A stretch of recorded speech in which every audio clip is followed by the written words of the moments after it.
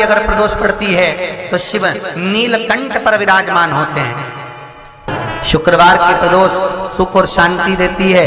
फिर लिखा शिव महापुराण में, बड़ा सुंदर लिखा वेदव्यास जी ने, मान लो आप प्रदोष का व्रत नहीं कर सकते,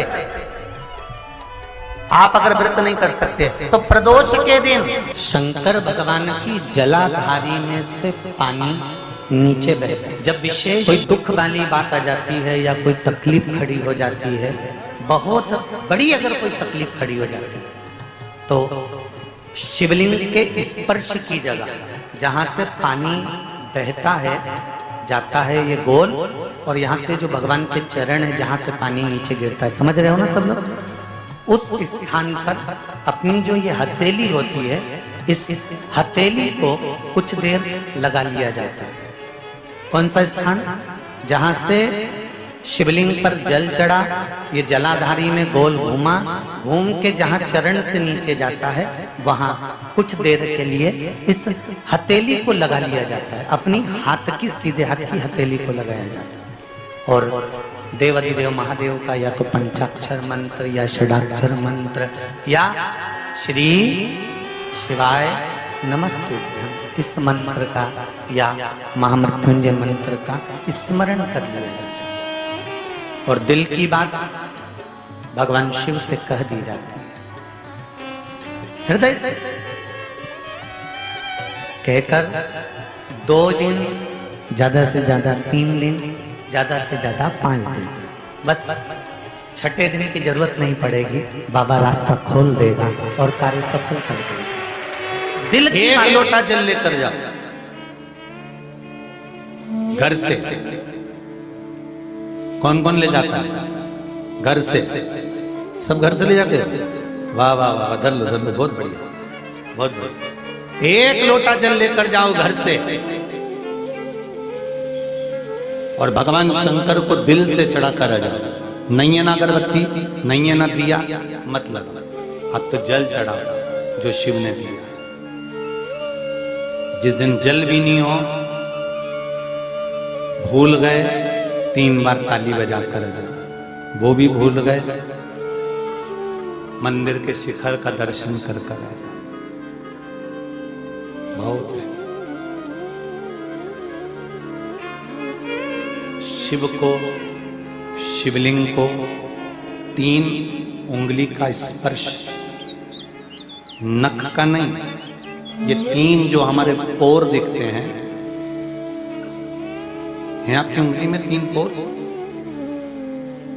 ये 3 खन, 3 पोर जो नजर आ रहे हैं, किसी भी शिव मंदिर में जाओ, आराधना करो, शिवलिंग को इन 3 पोर का स्पर्श कराकर अपने हृदय की बात शंकर से कहकर, कंठ से उस पोर को लगाकर, नैनों से छुआकर, झोली शिव के सामने फैलाकर विनय कर कर आओ, बाबा तेरा दिया हुआ खा रहे हैं, तू संभाल लेना, जो दुख, जो तकलीफ, जो कष्ट, जो बीमारी आए तू झेल लेना बाबा, और अपनी शरण में रखना। शिव स्वीकार कर लेगा, शिव स्वीकार कर। अब क्या दिया तुमने शंकर भगवान को? पानी दिया? नहीं। बेलपत्री दी?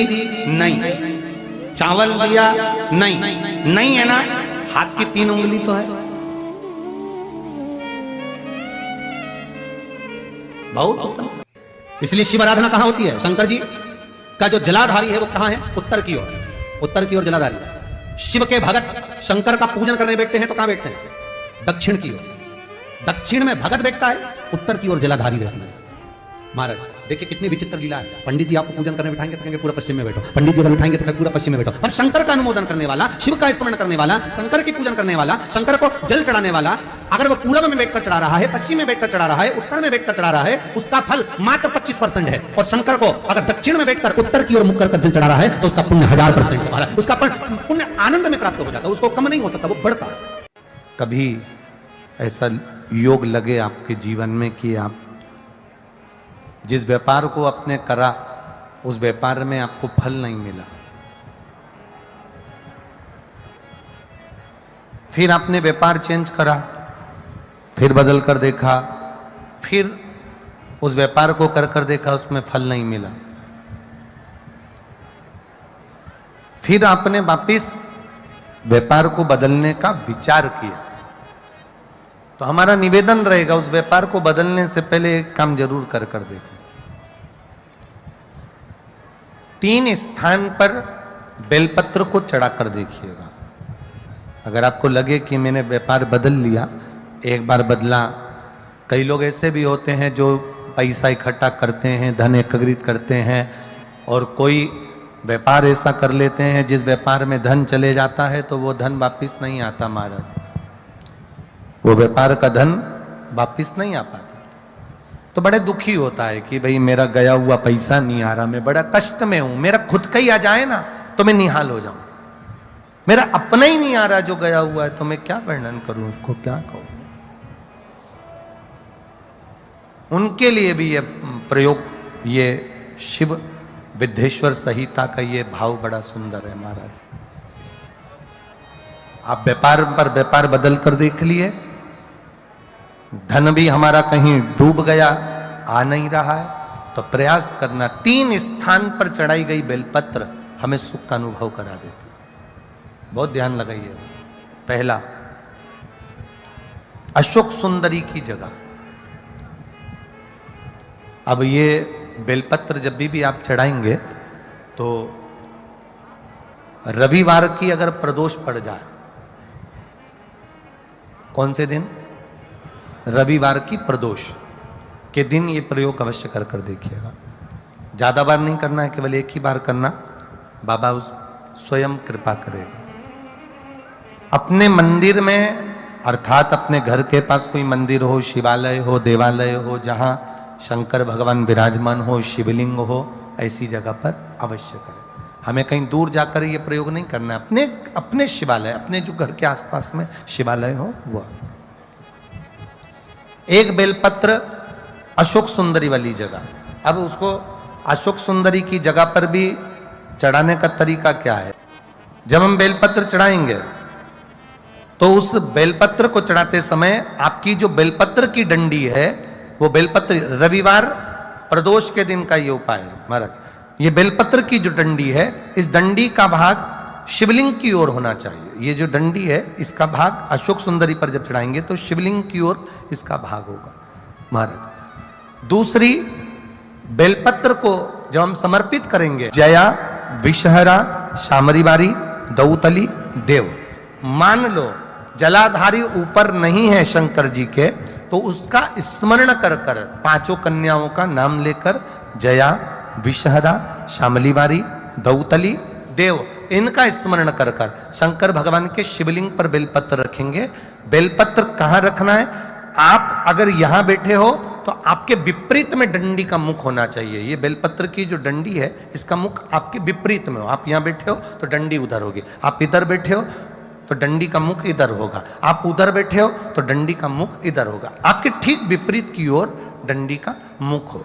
ये 2 जगह बेलपत्र समर्पित करने के बाद, तृतीय बेलपत्र शिवलिंग की जो जलाधारी है, जहां पर भगवान शंकर का शिवलिंग रखा है, वहां स्पर्श कराकर, केवल छुआना है, स्पर्श कराकर बेलपत्री के पेड़ के नीचे ही कोई कंकर हो, कोई शंकर हो, या कोई मिट्टी का ढेला हो, नी हो, तो वहीं मिट्टी को थोड़ी सी ऊंची कर कर एक बेलपत्र बैठकर इस बेलपत्री की डंडी जड़ की ओर, मतलब जो वृक्ष होता है उस ओर इस डंडी का मुख होना चाहिए।